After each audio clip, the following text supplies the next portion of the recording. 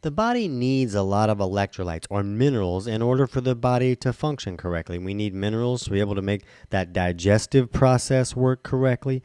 We need minerals in the system for the body to be able to send signals from the brain to the body and from the body back to the brain again. A lot of those signals go through minerals. So if someone doesn't have enough minerals or electrolytes, then it can create a lot of health symptoms and a lot of health issues.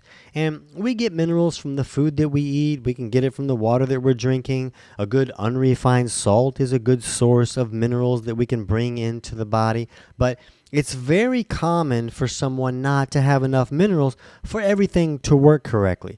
And we see a lot of people show up with a lot of symptoms. A lot of symptoms from low minerals seem to be things like dizzy spells or major cravings or depression or bipolar issues or vertigo. And there can be other causes for these issues as well, but these are some of the more common symptoms that show up when electrolytes are too low. Fatigue is probably one that really is very common as well.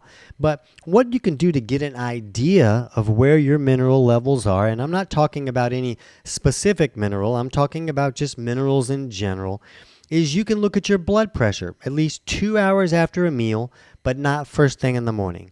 And what you want to look at is that systolic number, which is the top number, is that below 112. If it's lower than 112, that's a sign that there's not a lot of minerals in the system. Now, this is not a diagnostic thing, but minerals are part of what thicken up the blood and can raise the pressure needed to push that through the system. So when blood pressure is very low, that can be a sign of a low level of minerals. Now, this most commonly shows up because of digestive malfunctions. Somebody can't really break their food down correctly so that they can get the nutrients and all the minerals out of that food that they're eating.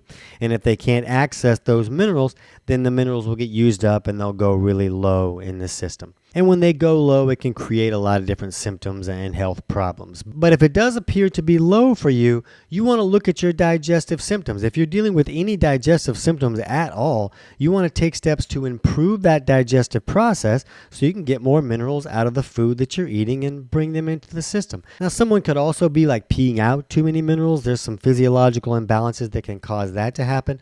But for most people, it's a problem where they're not bringing them in because of these digestive troubles. So if you want to understand this a little bit more and steps you can take to improve it, then we'll put the link in the description below this short or in the pinned comments of this short for our full video on what's my electrolyte status.